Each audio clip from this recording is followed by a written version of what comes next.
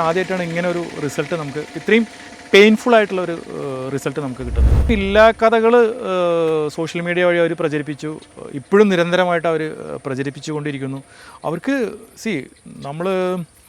അവർക്ക് ഒരൊറ്റ കാര്യം ചിന്തിച്ചാൽ മതി, ഇത്രയും നല്ലൊരു വീട് ഞങ്ങൾക്ക് തന്നു, ഫിറോസ് ഒരു തട്ടിക്കൂട്ട് വീടല്ലേ ഉണ്ടാക്കിയത് എന്നുള്ളത്.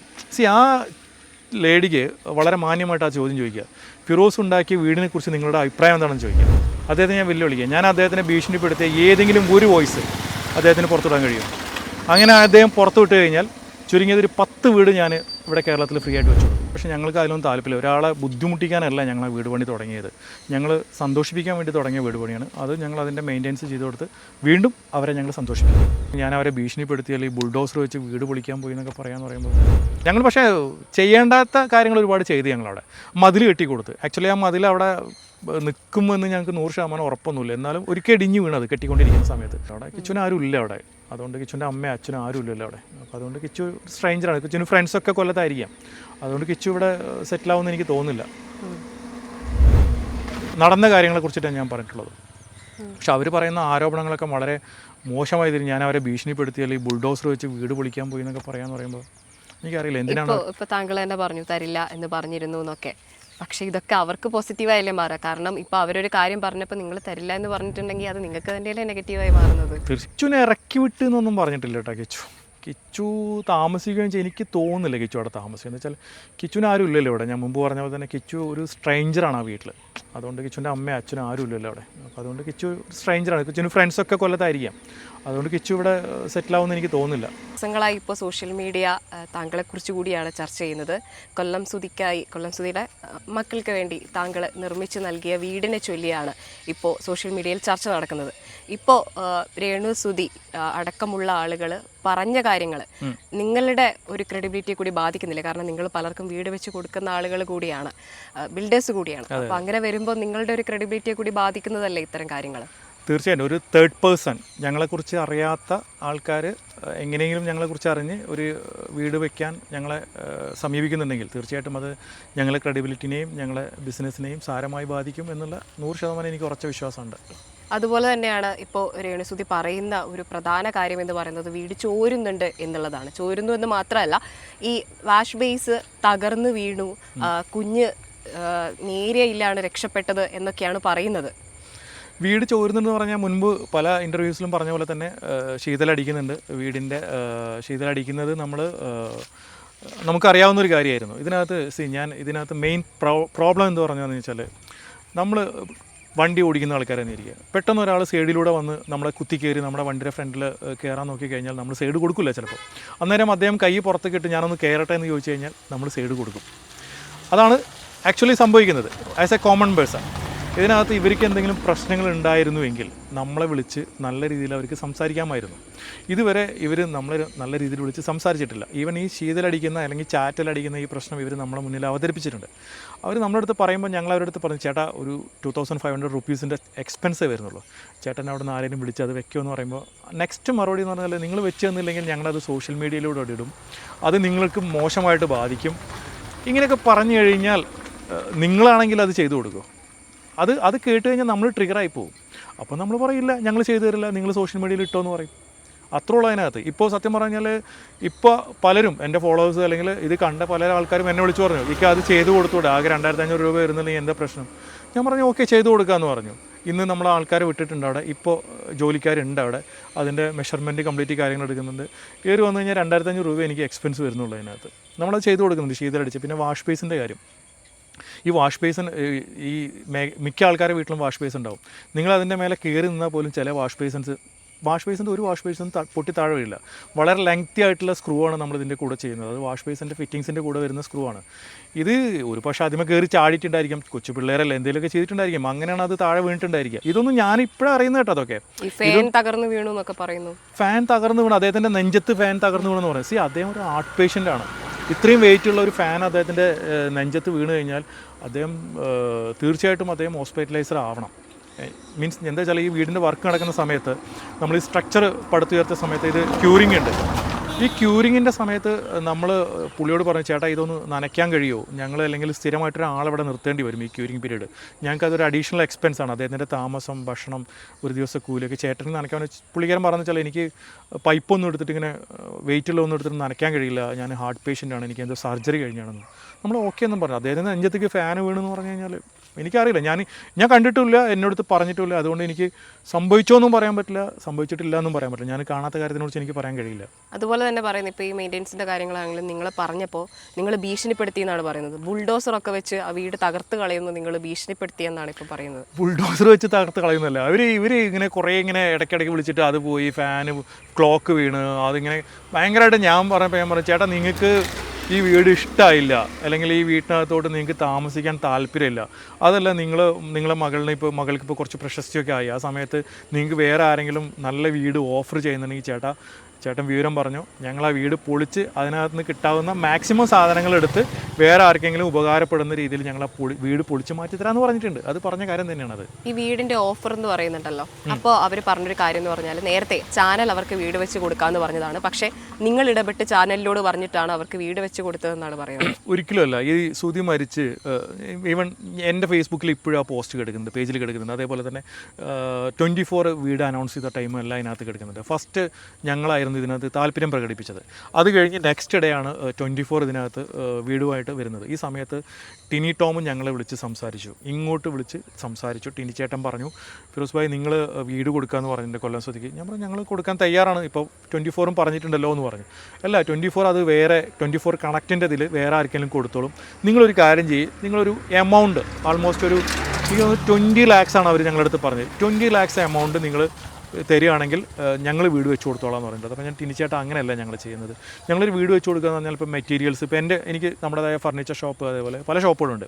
ടൈൽസ് എൻ്റെ ഷോപ്പിൽ നിന്ന് കൊടുക്കും, അതേപോലെ ക്ലോസറ്റ്, ബാത്റൂം ഫിറ്റിങ്സ്, ഡോർ ഒരു ടീം തരും, അതേപോലെ തന്നെ പെയിൻറ്റ് വേറെ ആൾ തരും. അങ്ങനെയാണ് നമ്മൾ ചെയ്ത് കൊടുക്കുന്നത്. അപ്പോൾ ടിനിച്ചേട്ടാ ഞങ്ങൾക്കൊരു എമൗണ്ടായിട്ട് ഞങ്ങൾക്ക് തരാൻ കഴിയില്ല, ഞങ്ങളിങ്ങനെ കുറച്ചൊക്കെ എമൗണ്ട് ഞങ്ങൾ കളക്ട് ചെയ്യും, പിന്നെ ഞങ്ങളുടെ മാൻ അവേഴ്സ്, പിന്നെ അതേപോലെ മെറ്റീരിയൽസ് എന്ന് പറഞ്ഞപ്പോഴാണ് അവർ വീണ്ടും ഫ്ലവേഴ്സിൻ്റെ ഓഫീസിലേക്ക് ഞങ്ങളെ ഇൻ്റർവ്യൂവിന് ഒരു മീറ്റിങ്ങിന് വിളിക്കുന്നത്. ആ മീറ്റിങ്ങിന് ഞങ്ങൾ പോയി അറ്റൻഡ് ചെയ്ത് അവിടെ വെച്ച് ഞങ്ങൾ അവർ പറഞ്ഞ ടേംസ് ആൻഡ് കണ്ടീഷൻസും ഞങ്ങൾ പറഞ്ഞതും തമ്മിൽ സംസാരിച്ചു. അവിടെ വെച്ചിട്ട് ഞങ്ങളൊരു എഗ്രിമെൻറ്റ്, വാക്കാലുള്ളൊരു എഗ്രിമെൻറ്റ് ഉണ്ടാക്കി, എന്നിട്ടാണ് ഈ വീട് വെച്ച് കൊടുക്കാനുള്ള പരിപാടിയായിട്ട് മുന്നോട്ട് പോയത്. അതുപോലെ തന്നെ നിങ്ങൾ ഈ വീടിൻ്റെ ചില സർട്ടിഫിക്കറ്റുകൾ അവർക്ക് കൈമാറിയിട്ടില്ല എന്നാണ് പറയുന്നത്. അതുകൊണ്ട് അവർക്ക് വീടിൻ്റെ നമ്പർ പോലും വെക്കാൻ പറ്റിയിട്ടില്ല. അത് ചോദിക്കുമ്പോൾ അത് തരില്ല എന്ന് നിർബന്ധ ബുദ്ധിയുണ്ട് നിങ്ങൾക്ക് എന്നാണ് പറയുന്നത്.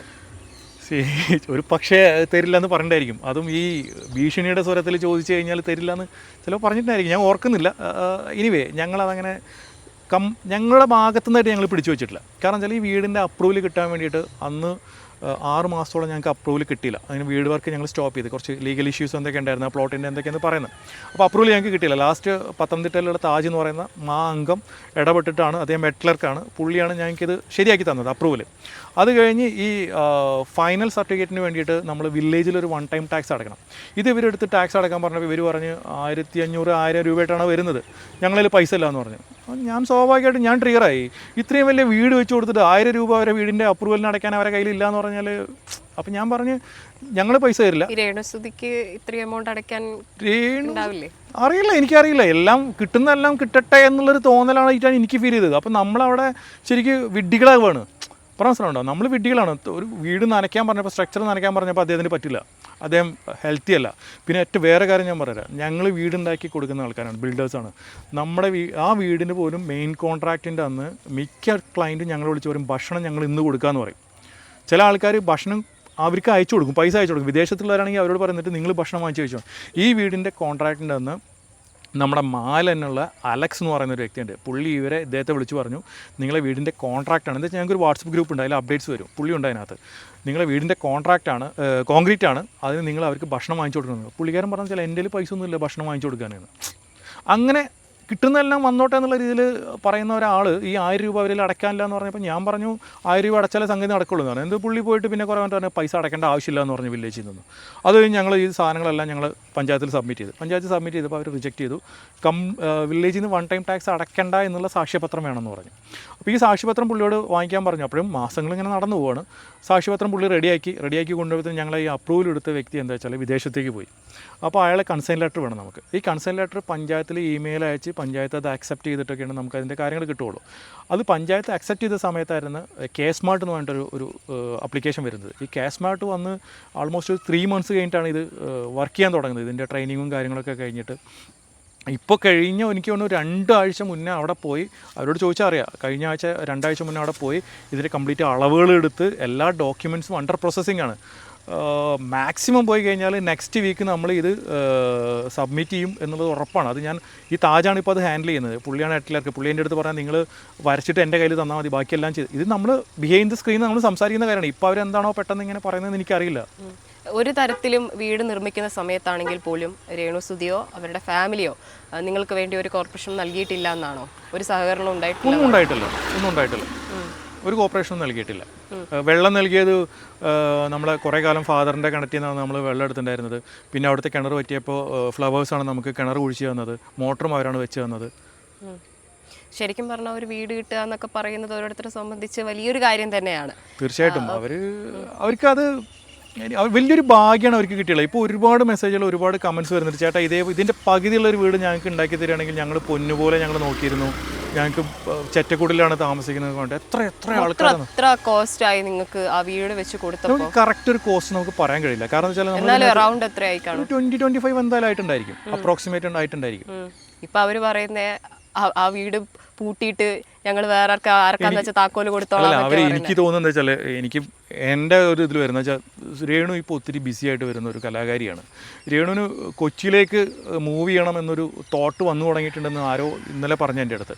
അപ്പോൾ അതുകൊണ്ടൊരു പക്ഷേ ഇവരെല്ലാവരും കൂടെ കൊച്ചിയിലേക്ക് മൂവ് ചെയ്യാനൊരു പ്ലാൻ ഉണ്ടോ എന്ന് എനിക്കറിയില്ല കേട്ടോ. ജസ്റ്റ് ഞാൻ പറഞ്ഞു മാത്രം. ഇനിയിപ്പോൾ ഇതൊരു ആരോപണം എനിക്ക് തോന്നിയാണ്. അപ്പോൾ അതുകൊണ്ട് അങ്ങോട്ടൊരു വാടക വീട് എടുത്തിട്ട് അവർ മാറാനാണ്. എന്ന് വെച്ചാൽ ഈ വാടക വീട് എടുത്ത് മാറണം എന്നുള്ള ഇന്നലെ തുടങ്ങിയല്ല. കഴിഞ്ഞ 6 മാസം മുന്നേ ഈ ഡയലോഗ് രേണു പലയിടത്തും പറഞ്ഞിട്ടുണ്ട്. ഞങ്ങൾ കൊച്ചിയിൽ വീട് അന്വേഷിക്കുന്നുണ്ട്, അങ്ങോട്ട് മാറുന്നുണ്ട് എന്നുള്ളത്. അപ്പോൾ ഇതിപ്പോൾ ഒരു ചാൻസും കൂടെ കിട്ടിയ നമ്മളെ അടിക്കാൻ കിട്ടിയ ഒരു വടി കൂടായിട്ട് യൂസ് ചെയ്യാതിരിക്കാം ഒരു പക്ഷേ. ഇപ്പോൾ മകൻ അവിടെ താമസിക്കാത്തതുമായി ബന്ധപ്പെട്ട് ഇപ്പോൾ കമൻസുകളൊക്കെ വരുന്നുണ്ട്. എന്തുകൊണ്ട് മകൻ താമസിക്കുന്നില്ല, പകരം രേണുസുതിയുടെ അച്ഛനും അമ്മയൊക്കെ താമസിക്കുന്നു എന്ന് പറഞ്ഞിട്ട് നിങ്ങൾക്കും അതൊരു വിഷമമാവുന്നുണ്ടോ? തീർച്ചയായിട്ടും വിഷമം ഞങ്ങൾക്കുണ്ട്. ഇപ്പോൾ മകനെ സംബന്ധിച്ചോളം മകൻ്റെ ആരാ അവിടെ ഉള്ളത്? അവനിവിടെ വന്നു കഴിഞ്ഞാൽ ഒറ്റപ്പെട്ടു പോകും. അവനെ സംബന്ധിച്ചോളം ആരുമില്ല അവിടെ. അവൻ്റെ അമ്മയില്ല, അച്ഛനില്ല, അച്ഛമ്മയില്ല, അല്ലെങ്കിൽ ആരുമില്ലല്ലോ, കൊച്ചച്ഛനോ ചേട്ടനോ ആരുമില്ല. അപ്പോൾ അവനൊരു സ്ട്രേഞ്ചർ ആയിരിക്കും ആ വീട്ടിൽ. അതുകൊണ്ടായിരിക്കും അവൻ അവിടെ താമസിക്കാൻ വരാത്തത്. പിന്നെ അവൻ കുറച്ചും കൂടെ ഫ്ലെക്സിബിൾ കൊല്ലത്തായിരിക്കാം, അതുകൊണ്ടായിരിക്കാം അവിടെ നിൽക്കുന്നത്. ഈ രേണുസുതിയുടെ അച്ഛനും അമ്മയും അവിടെ താമസിക്കുന്നതിൽ നിങ്ങൾക്ക് എന്തെങ്കിലും പ്രശ്നമുണ്ടോ? അയ്യോ, ഞങ്ങൾക്കൊരു എതിർപ്പില്ല കേട്ടോ. ഞങ്ങൾക്ക് ആര് താമസിച്ചാലും ഞങ്ങൾക്കൊരു എതിർപ്പില്ല. No problem. ഞങ്ങൾക്കൊരു എതിർപ്പില്ല. കൊല്ലസുതിയുടെ ഫാമിലിനെ അവിടെ കൊണ്ടുവരണം ഞങ്ങളുടെ ആഗ്രഹം മാത്രം. കൊല്ലസുതിയുടെ ബന്ധുക്കളെ കൊണ്ടുവരണം, അവർ വരണം എന്നായിരുന്നു ഞങ്ങൾ ആഗ്രഹം.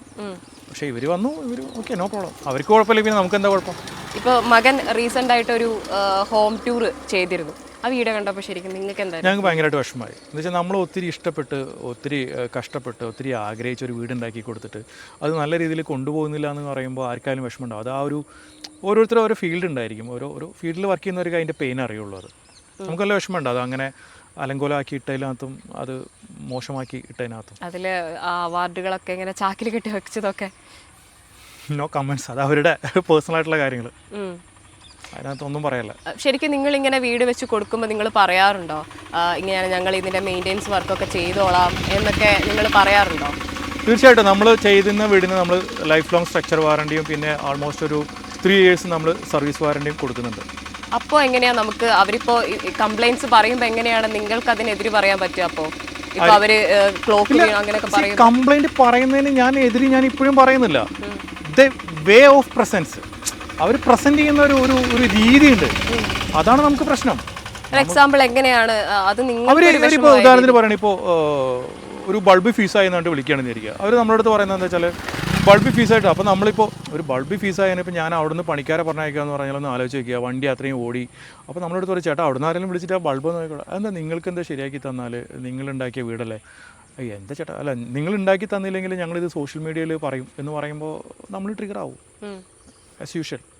അതേപോലെ ഒരു വർക്ക് ഏരിയ ഉണ്ടാക്കി കൊടുക്കണമെന്ന് പറഞ്ഞിട്ട് ഞാൻ പറഞ്ഞു ഞങ്ങളുടെ കയ്യിൽ ഫണ്ടില്ല എന്ന് പറഞ്ഞു. രേണു എന്നല്ല ഇത് പറയുന്നത് കേട്ടോ, രേണുവിൻ്റെ ഫാദറാണ് ഈ പറയുന്നത്. അപ്പോൾ നമ്മൾ പറഞ്ഞു ഞങ്ങൾ സോഷ്യൽ മീഡിയ പറയും ഞങ്ങൾക്ക് വർക്ക് ഏരിയ ഇല്ല, ഞങ്ങൾക്ക് വിറകടുപ്പ് കത്തിക്കാൻ സ്ഥലമില്ല, മീൻ കട്ട് ചെയ്യാൻ സ്ഥലമില്ല, മീൻ വെട്ടാൻ സ്ഥലമില്ല.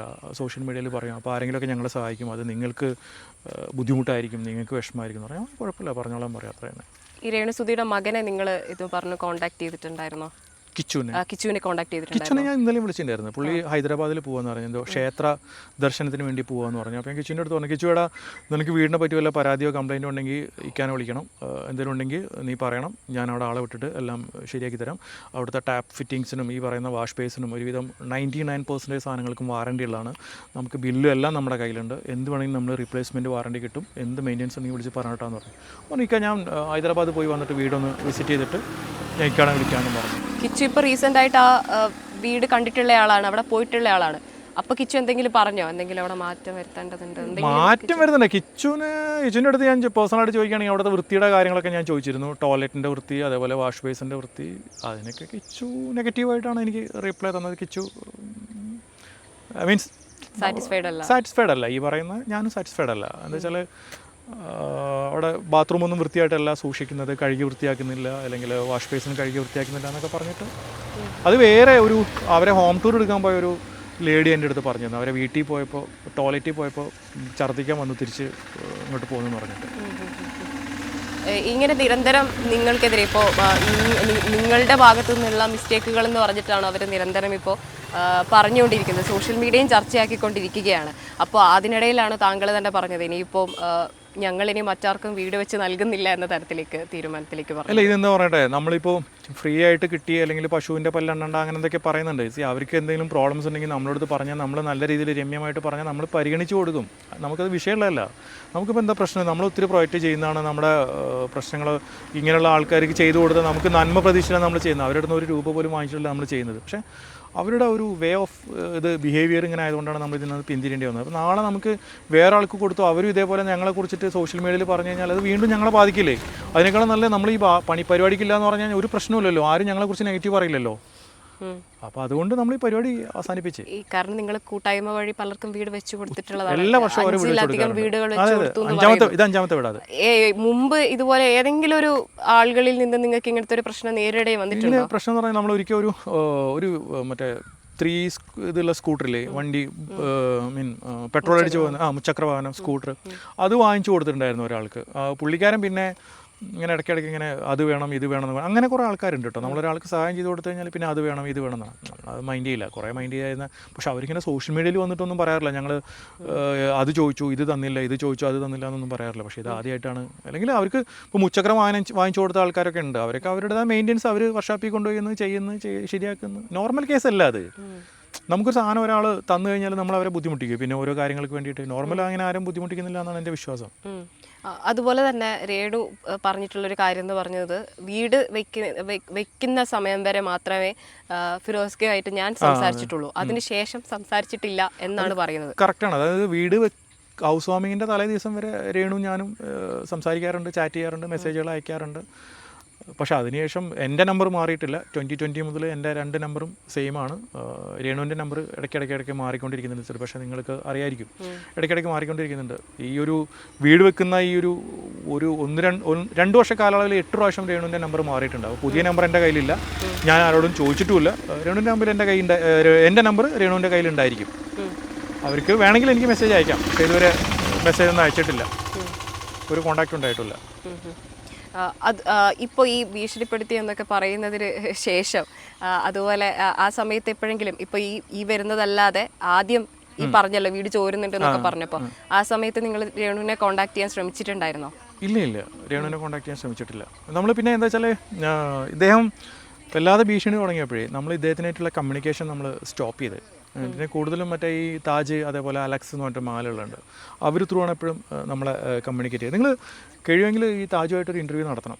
കുറച്ച് ഒരുപാട് കാര്യങ്ങൾ താജ് പറയും. ഞാൻ പറഞ്ഞതിനേക്കാളും കൂടുതലായിട്ട് ഒരുപാട് താജ് പറയും. ഇപ്പൊ കൂടുതലായിട്ട് ഇവർ റീസെന്റ് പറയുന്നത് കിടപ്പ് മുറിന്റെ ഭാഗത്തൊക്കെ ചോരുന്നുണ്ട് ഇത് ഈ എന്നൊക്കെയാണ്. ഗ്ലാസിൻ്റെ സൈഡിൽ കൂടെ വെള്ളം പോകുന്നുണ്ട്. ഇപ്പം നമ്മളിവിടെ വർക്ക് നിൽക്കുമ്പോഴല്ലേ നമ്മൾ സൈറ്റിലുള്ള ആൾക്കാരായിട്ട് സംസാരിച്ചത്. വെള്ളം ശീതളടിച്ച് കയറുന്നുണ്ട്. അത് റെഡിയാക്കി കൊടുക്കാം നമുക്ക്. അല്ല ചോർച്ചൊന്നുമില്ല അതിനകത്ത്. നിലവിൽ അത് പരിഹരിക്കാൻ വേണ്ടി നിങ്ങൾ മുന്നിട്ട് ഇറങ്ങിയിട്ടുണ്ട്. ആൾറെഡി നമ്മൾ തുടങ്ങിക്കഴിഞ്ഞ്. ഓൾറെഡി വർക്ക് സ്റ്റാർട്ട് ചെയ്ത് നമ്മൾ. നിങ്ങളുടെ ഒരു വിഷമം എന്ന് പറയുന്നത് ഇപ്പോൾ എന്ത് പ്രശ്നം ഉണ്ടായിരുന്നെങ്കിലും ഇപ്പോൾ രേണുവിന് ഇപ്പോൾ ഈ സോഷ്യൽ മീഡിയയിൽ പറയുന്നതിന് പകരം അത് നമ്മളോട് തന്നെ പറയായിരുന്നു എന്നുള്ളതാണ്. രേണുക എന്ന് പറഞ്ഞാൽ ഒരുപാട് റീച്ചുള്ള ആളല്ലേ. ഞാനൊക്കെ ഒരു കൊച്ചു പയ്യനാണ് സോഷ്യൽ മീഡിയയിൽ. രേണുവിനെ പോലുള്ള ഒരാൾ ഇതിങ്ങനെ പറഞ്ഞു കഴിഞ്ഞാൽ അത് എത്രത്തോളം ഞങ്ങളെ ബാധിക്കും, അല്ലെങ്കിൽ ഞങ്ങളുടെ ബിസിനസ്സിനെ ബാധിക്കും, അല്ലെങ്കിൽ ഞങ്ങളുടെ മനസ്സിനെ ബാധിക്കും എന്നുള്ളത് രേണു ചിന്തിക്കണമായിരുന്നു. രേണു അത് പറഞ്ഞത് വളരെ മോശമായിപ്പോയി. ഇപ്പോഴും ഞാനതന്നെ പറയുന്നത്. ആ ഒരു സോഷ്യൽ മീഡിയയിലെ ആൾ അപ്രതീക്ഷിതമായിട്ടാണ് രേണുവോട് ചോദിക്കുന്നത് വീട് ചോരുന്നുണ്ടോ എന്നുള്ളത്. അപ്പോൾ രേണു പറയുന്നുണ്ട് ചോരുന്നുണ്ട് എന്നുള്ളത്. അപ്പോൾ ഇവരെങ്ങനെയായിരിക്കും മനസ്സിലാക്കിയിട്ടുണ്ടാകുക? അപ്രതീക്ഷിതമായിട്ടാണെന്ന് നിങ്ങൾക്ക് തോന്നിയോ? ഒരിക്കലുമില്ല. അതൊരു സ്ക്രിപ്റ്റഡ് ആണത്. രേണു ചോദിക്കാൻ പറയുന്നു, അദ്ദേഹം ചോദിക്കുന്നു, രേണു അതിൻ്റെ മറുപടി കൊടുക്കുന്നു, വീണ്ടും അദ്ദേഹം ചോദിക്കുന്നു, രേണു മറുപടി കൊടുക്കുന്നു. സ്ക്രിപ്റ്റഡ് ആണത്. ഇതിപ്പോൾ നിലവിൽ ഇത് ഇത്ര വലിയ പ്രശ്നമാക്കുന്നത് കാരണം നിങ്ങൾ രണ്ടുപേരും അറിയാവുന്ന ആളുകളാണ്. രേണുസുതിക്ക് വേണമെങ്കിൽ നിങ്ങളുടെ നമ്പർ എടുത്ത് വിളിച്ച് ഇത് പരിഹരിക്കാവുന്നതാണ്. എന്തുകൊണ്ടായിരിക്കും സോഷ്യൽ മീഡിയ വഴി ഇത് ചർച്ചയാക്കുന്നു? കൂടുതൽ വീണ്ടും വീണ്ടും നിങ്ങളുടെ ക്രെഡിബിലിറ്റി ചോദ്യം ചെയ്യുന്ന തരത്തിലാണ് അവർ പറയുന്നത്. ഭീഷണിപ്പെടുത്തു എന്ന് പറയുന്നു, ഇപ്പോൾ JCB വെച്ചിടിച്ച് തകർക്കൂ എന്ന് പറഞ്ഞു എന്നൊക്കെ പറയുന്നു. എന്തുകൊണ്ടായിരിക്കും ഈ സമയത്ത് ഇത് വലിയ ചർച്ചയാക്കി മാറ്റുന്നത്? നിങ്ങൾക്ക് എന്താണ് തോന്നുന്നത്? എനിക്ക് തോന്നുന്നത് അവർക്ക് ലൈവായിട്ട് സോഷ്യൽ മീഡിയയിൽ നിൽക്കാൻ വേണ്ടിയിട്ട് ഓരോ കോൺട്രവേഴ്സി ഉണ്ടാക്കുക എന്നാണ് എനിക്ക് തോന്നുന്നത്. നമ്മളൊന്നും സോഷ്യൽ മീഡിയയിൽ അങ്ങനെ കോൺട്രവേഴ്സി ഉണ്ടാക്കി നിൽക്കുന്ന ആൾക്കാരല്ല. ഇപ്പോൾ നിങ്ങൾ പോലും എന്നെ അറിയുന്നത് ഈ വീട് വെച്ചു കൊടുത്തത് ഞങ്ങളാണെന്ന് പോലും ഇപ്പോൾ ഈ ഒരു പ്രശ്നത്തിന് ശേഷമാണ് പല ആൾക്കാരും അറിയുന്നത്. അപ്പോൾ അവർക്കത് ലൈവായിട്ട് എപ്പോഴും സോഷ്യൽ മീഡിയയിൽ നിൽക്കണമെന്ന് ആഗ്രഹം ഉണ്ടായിരിക്കും. പിന്നെ നമ്മളും അവരും തമ്മിലൊക്കെ ഒരുപാട് വ്യത്യാസങ്ങളുണ്ട്. അത് അതും കൂടെ മനസ്സിലാക്കണം നമ്മൾ. മീൻസ് ലൈക്ക് അവരുടെ ഒരു രീതി അതായിരിക്കാം, അല്ലെങ്കിൽ അവർ എന്താ പറയുക തുടർന്നു വന്ന രീതികൾ അതായിരിക്കാം. പക്ഷെ നമുക്ക് അങ്ങനെ അവരെ ആ ഒരു സെയിം റിയാക്ഷനിലേക്ക് നമുക്ക് പോകാൻ കഴിയില്ല. ഇപ്പോൾ ഈ സ്ഥലം കൊടുത്ത ഫാദറോട് നിങ്ങൾ സംസാരിച്ചിട്ടുണ്ടായിരുന്നോ? ഫാദറിനായിട്ട് സംസാരിച്ചിട്ടുണ്ടായിരുന്നു. ഫാദർ ഒരു സ്ഥിരമായൊരു നിലപാടിലല്ല ഫാദർ റെസ്പോണ്ട് ചെയ്യുന്നത്. അതുകൊണ്ട് ഞാൻ കൂടുതൽ അദ്ദേഹവുമായിട്ട് ഡിസ്കസ് ചെയ്യാനോ മറ്റുള്ള കാര്യങ്ങൾക്കോ ഇന്നലത്തേന് ശേഷം ഞാൻ പോയിട്ടില്ല. ഇന്നലെ ഉച്ചവരെ ഞാൻ സംസാരിച്ചിരുന്നു. പക്ഷേ അദ്ദേഹത്തിൻ്റെ 2-3 ഇൻ്റർവ്യൂസ് കണ്ടുനോക്കുമ്പോൾ അദ്ദേഹം കാര്യങ്ങൾ പല രീതിയിലാണ് സംസാരിക്കുന്നത്. ഇങ്ങനെ സോഷ്യൽ മീഡിയയിൽ ഇത് സജീവ ചർച്ചയാകുമ്പം ആളുകൾക്ക് പൊതുവിലുണ്ടാകുന്ന ഒരു ചിന്തയുണ്ടാവും, അല്ലെങ്കിൽ ഒരു തോട്ടുണ്ടാവും, ഇദ്ദേഹം ഇപ്പോൾ ഇതിനെതിരെ പ്രതികരിക്കുന്നു, അപ്പോൾ ഇനി രേണുവിനോട് ഇദ്ദേഹത്തിന് എന്തെങ്കിലും ശത്രുതയുണ്ടോ എന്നുള്ള കാര്യത്തിൽ. ഒരു ശത്രുതയില്ല. സത്യം പറഞ്ഞാൽ രേണുവിന് എപ്പോൾ സൈബർ അറ്റാക്ക് വന്നോ ആ സമയത്തൊക്കെ രേണുവിനെ ഞാൻ സപ്പോർട്ട് ചെയ്തിട്ടുള്ളൂ. ഇപ്പോഴും ഞാൻ രേണുവിനെ സപ്പോർട്ട് ചെയ്യുന്നുള്ളൂ.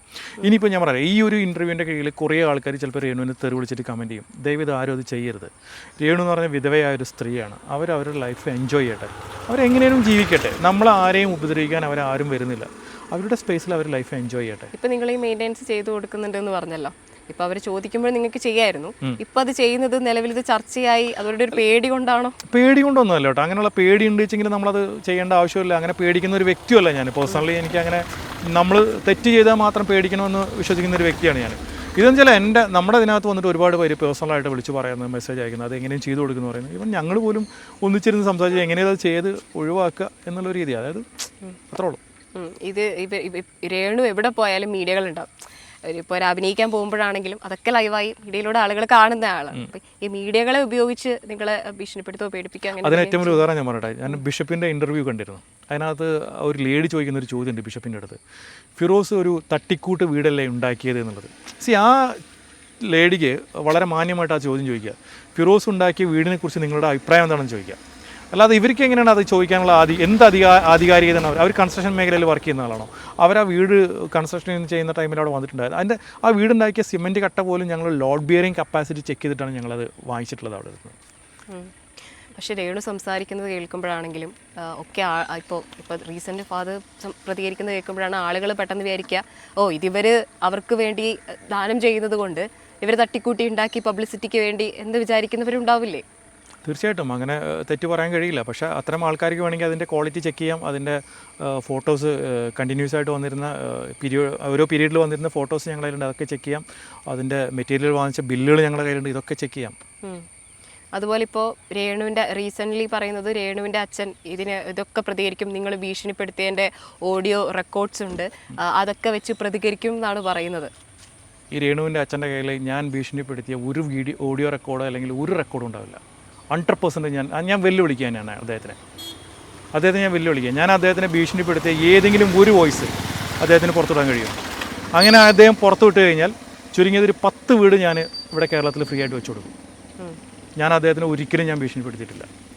ഇനി കൂടുതൽ ഇപ്പം ഇനി എങ്ങനെ മുന്നോട്ട് പോകാനാണ് നിങ്ങളിപ്പോൾ തീരുമാനിച്ചിട്ടുള്ളത്? ഇങ്ങനെ നിരന്തരം കംപ്ലയിൻറ്റ്സ് കൊടുക്കുകയും സോഷ്യൽ മീഡിയ വഴി ഇത് പറയുകയും ചെയ്യുമ്പം ഇനി എന്താണ് നിങ്ങളുടെ ഒരു നിലപാട്? എങ്ങനെ പോകും? ഞങ്ങൾ ഒരുപാട് പേര് എന്നെ വിളിച്ചിട്ട് ലീഗലായിട്ട് മൂവ് ചെയ്യാൻ പറയുന്നുണ്ട്. പക്ഷേ ഞങ്ങൾക്ക് അതിലൊന്നും താല്പര്യമില്ല. ഒരാളെ ബുദ്ധിമുട്ടിക്കാനല്ല ഞങ്ങൾ വീട് പണി തുടങ്ങിയത്. ഞങ്ങൾ സന്തോഷിപ്പിക്കാൻ വേണ്ടി തുടങ്ങിയ വീട് പണിയാണ്. അത് ഞങ്ങൾ അതിൻ്റെ മെയിൻ്റെനൻസ് ചെയ്ത് കൊടുത്ത് വീണ്ടും അവരെ ഞങ്ങൾ സന്തോഷിപ്പിക്കും. അത്രേ ഉള്ളൂ. ഓക്കെ, നല്ലൊരു പ്രവൃത്തി എന്ന രീതിയിൽ ചെയ്തൊരു വർക്കാണിത്. നിലവിൽ ഇപ്പോൾ ഇത്രയും കാലം ഈ ഫീൽഡിൽ നിന്നൊരാൾ പ്രവാസിയായിരുന്നു, അതിനുശേഷമാണ് വന്നിട്ട് ഈ ഒരു മേഖലയിലേക്ക് കടക്കുകയും ചെയ്യുന്നത്. ഇത്രയും വർഷത്തൊരു കാലത്തിനിടയ്ക്ക് താങ്കളെ ഏറ്റവും കൂടുതൽ വേദനിപ്പിച്ചൊരു സംഭവം ഇത് തന്നെയാണ്? തീർച്ചയായിട്ടും ഇത് തന്നെയാണ്. നമ്മൾ പ്രവാസ ലോകത്തായിരുന്ന സമയത്തും ഒരുപാട് ആൾക്കാരെ നമ്മൾ സഹായിച്ചിട്ടുണ്ട്. നാട്ടിൽ വന്നിട്ടും ഒരുപാട് ആൾക്കാരെ സഹായിച്ചിട്ടുണ്ട്. പക്ഷേ ആദ്യമായിട്ടാണ് ഇങ്ങനെ ഒരു റിസൾട്ട് നമുക്ക്, ഇത്രയും പെയിൻഫുൾ ആയിട്ടുള്ള ഒരു റിസൾട്ട് നമുക്ക് കിട്ടുന്നത്. ഇതിൽ ഏറ്റവും വേദനിപ്പിച്ചൊരു കാര്യം എന്തായിരുന്നു? വേദനിപ്പിച്ച കാര്യം, എല്ലാ കഥകൾ സോഷ്യൽ മീഡിയ വഴി അവർ പ്രചരിപ്പിച്ചു. ഇപ്പോഴും നിരന്തരമായിട്ട് അവർ പ്രചരിപ്പിച്ചു കൊണ്ടിരിക്കുന്നു. അവർക്ക് അവർക്ക് ഒരൊറ്റ കാര്യം ചിന്തിച്ചാൽ മതി.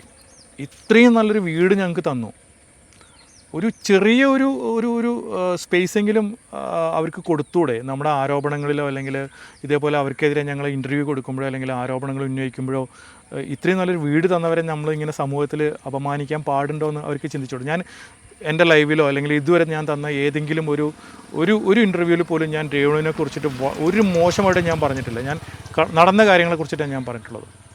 പക്ഷെ അവർ പറയുന്ന ആരോപണങ്ങളൊക്കെ വളരെ മോശമായതിന് ഞാൻ അവരെ ഭീഷണിപ്പെടുത്തി അല്ലെങ്കിൽ ബുൾഡോസർ വെച്ച് വീട് പൊളിക്കാൻ പോയി എന്നൊക്കെ പറയാമെന്ന് പറയുമ്പോൾ എനിക്കറിയില്ല എന്തിനാണ്. ഇപ്പോൾ താങ്കൾ തന്നെ പറഞ്ഞു തരില്ല എന്ന് പറഞ്ഞിരുന്നു എന്നൊക്കെ. പക്ഷേ ഇതൊക്കെ അവർക്ക് പോസിറ്റീവായല്ലേ മാറുക? കാരണം ഇപ്പോൾ അവരൊരു കാര്യം പറഞ്ഞപ്പോൾ നിങ്ങൾ തരില്ല എന്ന് പറഞ്ഞിട്ടുണ്ടെങ്കിൽ അത് നിങ്ങൾക്ക് തന്നെയല്ലേ നെഗറ്റീവായി മാറുന്നത്? തീർച്ചയായിട്ടും അവരാ പറയുന്ന രീതിയിലുണ്ടാവുന്നത് കാരണം നമ്മൾ ചിലപ്പോൾ ചില ടൈമിൽ നമ്മൾ ഫ്രസ്ട്രേറ്റഡ് ആയി പോകും. ആ സമയത്ത് തരില്ല എന്ന് ഞാൻ പുള്ളിയുടെ അടുത്ത് പറഞ്ഞിട്ടുണ്ടെന്ന് എനിക്ക് തോന്നുന്നത്. പക്ഷേ നമ്മളതിൻ്റെ വർക്ക് ശരിക്കും അവരല്ല കേട്ടോ അത് നോക്കുന്നത്. അത് ഞാൻ ക്ലിയർ ചെയ്തിട്ടാണ്. താജുവാണ് അതിൻ്റെ നോക്കുന്നത്. അവർക്ക് അതിനകത്ത് ഒരു റോളും ഇല്ല. ഈ വർക്ക് ഏരിയ അല്ലാതെ വേറെ എന്തെങ്കിലും കാര്യങ്ങൾ അവർ വീടിന് വേണ്ടി ആവശ്യപ്പെട്ടിട്ടുണ്ടോ? നിങ്ങൾക്ക് അനാവശ്യമാണെന്ന് തോന്നുന്ന തരത്തിൽ എന്തെങ്കിലും? ഇല്ലല്ലോ, ഒന്നും ആവശ്യപ്പെട്ടു. ഞങ്ങൾ പക്ഷേ ചെയ്യേണ്ടാത്ത കാര്യങ്ങൾ ഒരുപാട് ചെയ്ത് ഞങ്ങളവിടെ മതിൽ കെട്ടി കൊടുത്ത്. ആക്ച്വലി ആ മതിൽ അവിടെ നിൽക്കുമെന്ന് ഞങ്ങൾക്ക് 100% ഉറപ്പൊന്നുമില്ല. എന്നാലും ഒരിക്കൽ ഇടിഞ്ഞ് വീണത് കെട്ടിക്കൊണ്ടിരിക്കുന്ന സമയത്ത്. തൊട്ടപ്പുറത്തെ പ്ലോട്ട് കുറച്ച് താഴ്ന്നിട്ടാണ് കിടക്കുന്നത്. അപ്പോൾ അവിടുന്ന് മഴയത്ത് വെള്ളം പോയിട്ട് ഒരിക്കൽ ഇടിഞ്ഞ് വീണ്. പിന്നെയും ഞങ്ങളത് കുറച്ചുകൂടെ സ്ട്രോങ് ആയിട്ട് കെട്ടി. ഇപ്പോഴും അത് എന്തൊക്കെ പ്രശ്നമുണ്ടെന്നുള്ള ഫാദർ പറഞ്ഞിരുന്നു. അതേപോലെ ഫർണിച്ചർ കൊടുത്തു, ആവശ്യമില്ലാതെ ഒരു ഫർണിച്ചർ കൊടുത്തു. ആ പൈസ ഒക്കെ ഉണ്ടെങ്കിൽ ഞങ്ങൾക്ക് വേറെ ആർക്കെങ്കിലൊക്കെ എന്തെങ്കിലും ചെയ്തു കൊടുക്കാമെന്ന് തോന്നുന്നുണ്ട്. ഇപ്പം മകൻ കിച്ചുവിനെ അവിടെ നിന്ന് ഇറക്കി വിട്ടു, അങ്ങനത്തെ ഒക്കെ വാദങ്ങൾ ഇങ്ങനെ സോഷ്യൽ മീഡിയയിൽ വരുന്നുണ്ട്. കിച്ചുവായിട്ട് സംസാരിച്ച ആൾ കൂടിയാണല്ലോ. കിച്ചു നിലവിൽ ഇനി ആ വീട്ടിൽ താമസിക്കാൻ സാധ്യതയുണ്ടോ? കിച്ചുവിനെ ഇറക്കി വിട്ട് എന്നൊന്നും പറഞ്ഞിട്ടില്ല കേട്ടോ.